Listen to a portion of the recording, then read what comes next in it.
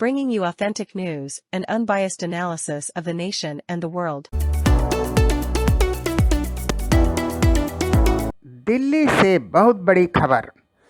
प्रधानमंत्री एकदम मास्टर की तरह सफल हो गए सबको मनाने में। जो कह रहे थे ब्लैकमेल करेंगे, मोदी ने कह दिया कोई ब्लैकमेल सहन नहीं किया जाएगा, रहना है तो रहो वरना गेट आउट। हालांकि उन्हें गेट आउट नहीं कहा, लेकिन इसी भाषा में कहा हमारे पास 300 से ज़्यादा है, अगर ब्लैकमेल किया तो वह बाहर, और अब कोई चारा नहीं है तो सब मान गए ठीक है भाई, जो देता है वही दो, अब ज़्यादा डिमांड नहीं करेंगे। तो आज क्या क्या हुआ।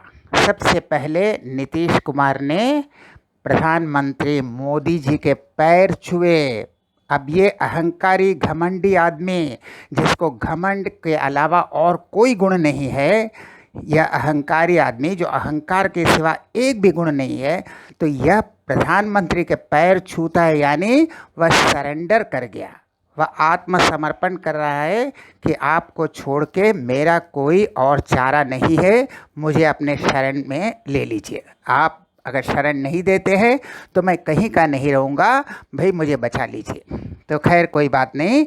तो फॉर्मूला पहले क्या हुआ कि 4 सांसद हैं आपके, तो एक मंत्रालय, जिस पार्टी के 4 सांसद होंगे उनको एक मंत्रालय, 8 सांसद होंगे तो 2 मंत्रालय, ये 4:1 का रेशियो। लेकिन अगर कहीं 10 हुआ तो क्या करेगा, 9 हुआ तो क्या हुआ, ठीक है कोई बात नहीं, तो उसके बदले में एक मिनिस्टर ऑफ स्टेट या कुछ दे दिया जाएगा। तो पहले ही कह दिया देखो, होम, फिनेंस, एक्सटर्नल अफेयर्स और डिफेंस, ये चारों में कोई कॉम्प्रोमाइज़ नहीं, इसकी डिमांड मत करना, ये हम नहीं देंगे। हाँ, ये बीजेपी के पास ही रहेगा, ये हम नहीं देंगे। अब जिसको वॉकआउट करना है कर लो। अब ये 4 नहीं हुआ तो ये मान गए।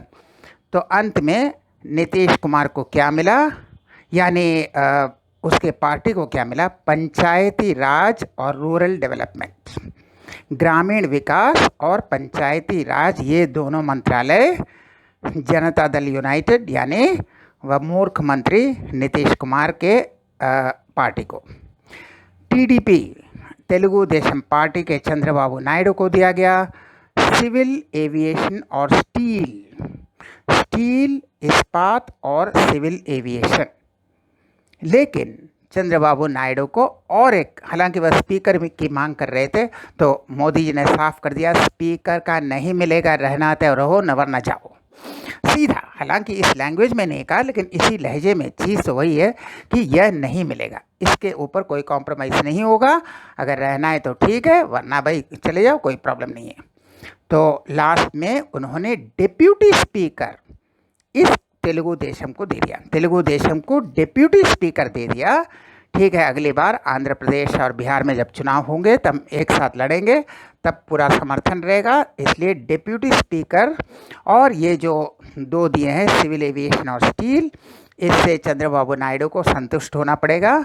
और बिहार यानी जेडीयू यानी वह मूर्ख नीतीश कुमार के जो पार्टी हैं, उन्हें पंचायती राज और रूरल डेवलपमेंट। तो ये 4:1 फॉर्मूला से हुआ, और बाकी अन्य घटकों को जैसे जैसे दिया गया। लेकिन कुछ को इम्पोर्टेंट पोर्टफोलियो के तहत मिनिस्टर ऑफ स्टेट तो दिया गया, लेकिन मेन मंत्रालय जो कहते हैं होम मिनिस्ट्री, डिफेंस, फिनेंस, ये एक्सटर्नल अफेयर्स, ये बिल्कुल रहेगा बीजेपी के पास, इसके ऊपर कोई कॉम्प्रोमाइज़ नहीं। और यह सब मान गए हैं, इसलिए अब कोई ज़्यादा इधर उधर करने की ज़रूरत नहीं है। कुछ कांग्रेस के पैसे से चिल्लाने वाले चैनल हैं, वह कह रहे थे बहुत मुश्किल में पड़ गए, अब क्या होगा, ये ब्लैकमेल करेंगे, ये चाह रहे हैं, ये फंस गए, ये बेकार की अफवाह फैला रहे थे, और यह पैसे लेकर यह चैनल कर रहे थे। और पैसा कौन दे रहा है आप जानते हैं, जॉर्ज सोरोस का पैसा, चाइना का पैसा, पाकिस्तान का पैसा कहाँ से आता है, वाया कांग्रेस आता है। तो ये पैसा देकर बहुत से लोग चिल्लाने वाले थे, लेकिन अब पूरा साफ हो गया है। मंत्रालय क्या मिलेगा, 4 सांसद अगर हैं तो एक मंत्रालय मिलेगा, या अगर 1, 2, 3 सांसद हैं या 2 सांसद हैं तो मिनिस्टर ऑफ स्टेट मिलेगा। और मिलेगा जेडीयू को पंचायती राज और रूरल डेवलपमेंट, और चंद्रबाबू नायडू को के तेलुगु देशम पार्टी को सिविल एविएशन और स्टील और डिप्यूटी स्पीकर दिया गया है। स्पीकर का जो पोस्ट है वो बीजेपी के पास रहेगा, उसके साथ कोई कॉम्प्रोमाइज़ नहीं। चंद्रबाबू नायडू को बहुत साफ कर दिया गया कि आप इस तरह की अनरीजनेबल डिमांड नहीं कर सकते, आपको स्पीकर का पोस्ट नहीं दिया जाएगा। तो वो मान गए, ठीक है डिप्यूटी स्पीकर ही दे दो, वरना तो हम कहीं के नहीं रहेंगे, न घर के न घाट के। और नीतीश कुमार ने, भाई आप मुझे अपने शरण में लिया, वरना तो मैं दुनिया को मुंह दिखाने लायक नहीं रह जाता। वह उनके पैर छुए, भाई आपने मुझे बचा लिया। अब नीतीश कुमार का न इधर उधर जाना नहीं होगा। और उन्होंने एक स्पेशल पैकेज की मांग की है बिहार और आंध्र प्रदेश के लिए, वह शायद थोड़ा हो जाएगा। वो फिनेंशियल डिमांड है, वो तो अगर कुछ मांगे तो कुछ तो होगा, 100 रुपया मांगे तो 50 रुपया तो मिल ही जाता है, तो ये दिया जाएगा। तो अब कोई अटकलें नहीं है, बिल्कुल मोदी जी एकदम सुप्रीम मास्टर की तरह शपथ ग्रहण करेंगे और सर्वमान्य नेता हैं। आप इधर उधर मैनिपुलेट करने की कोई इधर गुंजाइश नहीं है।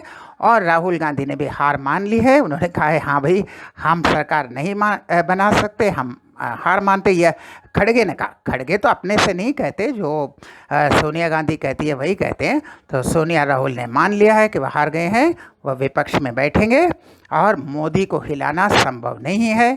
एकदम पावरफुल मोदी, फिर एक बार मोदी 3.0। तो हम फिर मिलेंगे ऐसे और वीडियो के साथ, तब तक के लिए नमस्कार।